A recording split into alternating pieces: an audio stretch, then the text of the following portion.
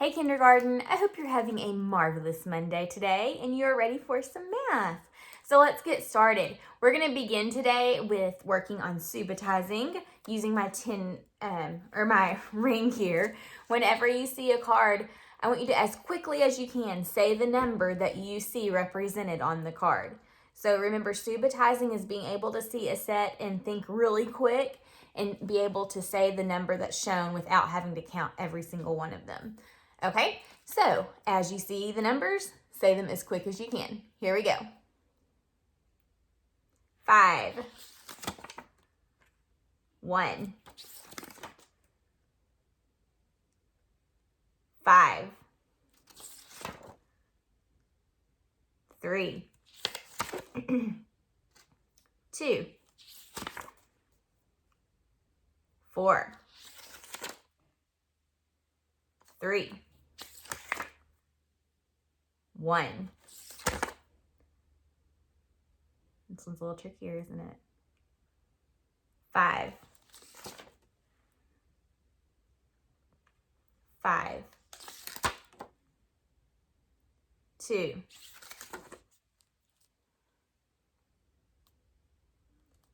5. Anytime that you see this arrangement here where there are 4 dots on the outside and 1 in the middle, that's always going to represent the number 5.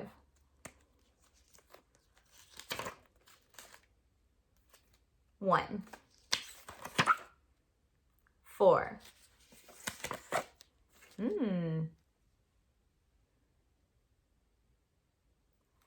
This domino, I see, has the same amount on top and on bottom. So if I figure out the top, I can just double it to get the bottom, or the total. So the top is showing 3 and 3. I know 3 plus 3 equals 6. So this is 6 and this is 6. So now I need to do 6 plus 6. 6 plus 6 equals 12. So this domino is showing 12. Let's do a few more together.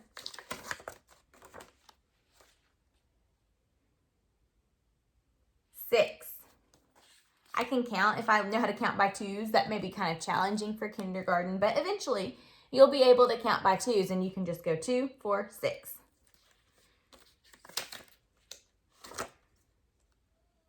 2, 1, 4,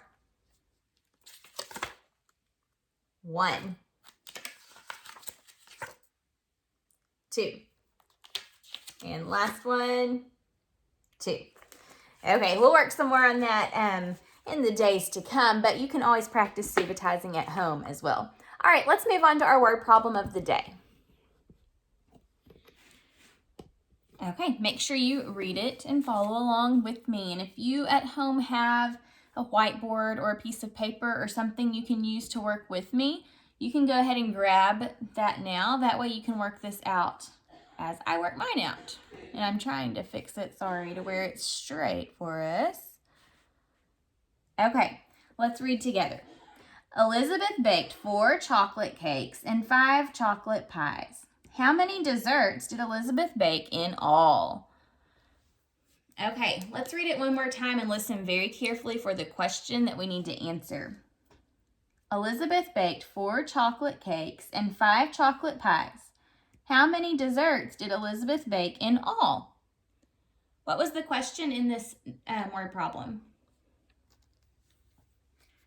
How many desserts did Elizabeth bake in all? See, it ends with a question mark, and it starts with question words like how many. So this is the question that we're going to need to answer. How many desserts did Elizabeth bake in all? Okay, now let's go back through and read to see if we hear anything important about a dessert. Elizabeth baked 4 chocolate cakes and 5 chocolate pies. Did you hear anything important about desserts that may help us to solve the problem? 4 chocolate cakes and 5 chocolate pies. That tells us how many of each dessert she baked. And then remember, we need to figure out how many she baked in all. Okay, we have analyzed the problem. Now let's move on to our plan. So if Elizabeth has 4 chocolate cakes and 5 chocolate pies, and we're trying to figure out how many in all, are we going to need to add or subtract to do that? Well, remember, we're looking for how many in all, so that's the whole. We know 2 of the parts. We know 4 chocolate cakes and 5 chocolate pies. So to figure out the whole, we're going to need to add to solve that. And think about it, it makes sense. If you have these cakes and these pies and you want to know how many there are in all or all together, you have to join them together and add. So our number sentence is going to be 4 plus 5. And we're going to figure out what the total is. 4 plus 5. Okay, let's solve this problem. To start with today, I think I'll solve it and try using my teddy bear counters. So, 4 chocolate pies. 1, 2, 3, 4, and then 5 chocolate pies. I'm sorry, the first one was my chocolate cakes. These are my chocolate pies. 1, 2, 3, 4, 5. Okay, now we need to see how many there are in all. So remember, we're adding or joining them together. And let's see how many there are in all. Count with me. 1, 2, 3, 4, 5, 6, 7, 8, 9. So it looks like in all, Elizabeth baked 9 desserts. But before we move on with our answer, we are going to check it using a different strategy. So this time, I'm going to draw a picture. All right, so my 4 chocolate cakes. Let's see. 1, 2, 3, 4. We'll pretend those are cakes. I don't have time to get fancy with them. And 5 chocolate pies. 1, 2, 3, 4, 5. All right, and then we add them together or count them all together. 1, 2, 3, 4, 5, 6, 7, 8, 9. So again, we got the same answer. We got 9 both times we tried to solve this problem. So how many desserts did Elizabeth bake in all?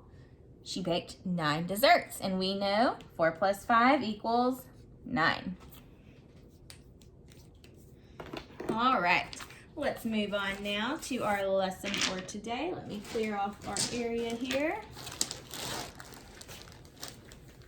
So this week in math, we are going to work on what's called data or data, you can say it either way, analysis.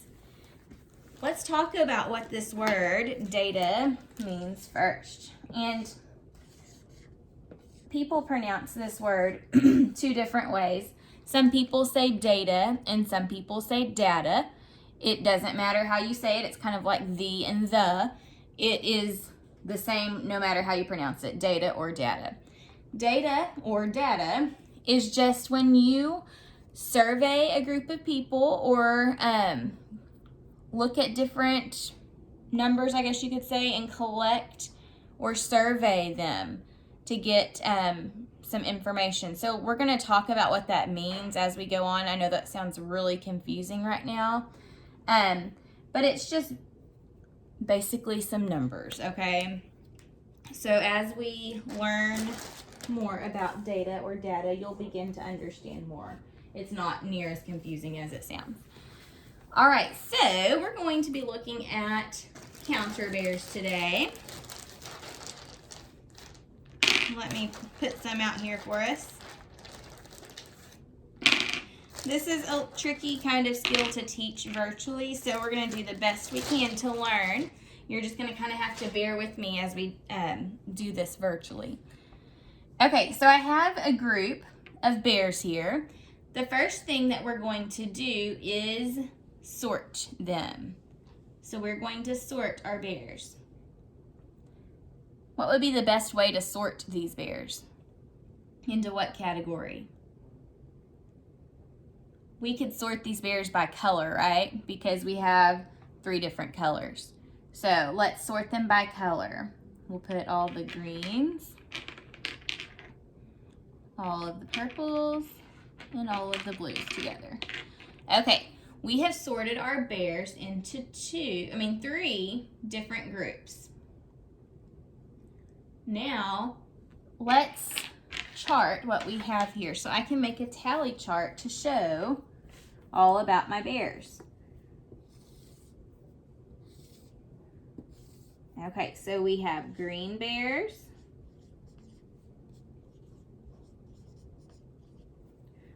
blue bears, and purple bears.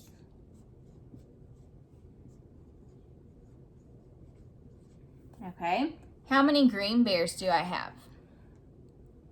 1, 2, 3. So I can put 3 tally marks. How many blue bears do I have? 1, 2, 3, 4. So I can put 4 tally marks. And then how many purple bears do I have? We have 1, 2, 3. So I put 3 tally marks. So here is a tally chart representing the data that I collected when I sorted my bears. I collected data on the color of bears. Color of bears. That could be the title of my tally chart here, color of bears. Okay, so we've created a tally chart. We could also make what's called a real object graph. So all we would do, I can take my tallies away. I could sort them and graph them like this.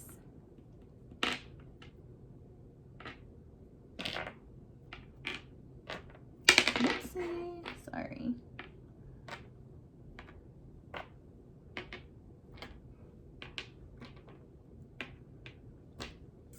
So here I've created a graph with my bears. How many, I'm going to ask you a few questions about the graph now. How many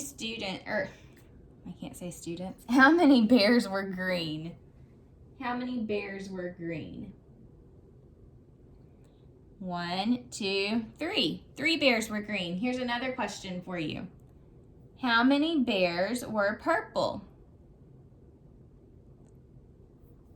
Here's purple. Let's see how many are purple. 1, 2, 3. 3 bears were purple. Here's my last question. Which color had the most number of bears? Which color had the most number of bears? Blue, right? It has 1, 2, 3, 4. And 4 is the greatest amount compared to 3 and 3. 4 is greater. So we can say that blue had the most. One more thing I want to show you before we wrap up our lesson today. So this is called a real object graph because it has the actual bears here. But we can also make what's called a picture graph. Now, a picture graph is just where you draw pictures to represent the objects on your graph. So let me show you what I mean. Okay, so this will be green, blue, and purple. And I'm sorry, it's kind of difficult to write small enough to fit in here. Okay, green, blue, and purple. For each bear, I'm going to put a circle. So for the green, how many circles do I need? 3. 1, 2, 3. For the blue bears, how many circles do we need? 4. So 1, 2, 3, 4. And then finally for purple, how many do we need? 3. Okay, and this is what's called a picture graph. It could be pictures of actual bears that I use here, or you can just choose a picture like a circle to represent the objects. but this is a picture graph and this is a real object graph. And earlier we made a tally chart. We're gonna work some more on graphing throughout the week. I'll see you then. Bye.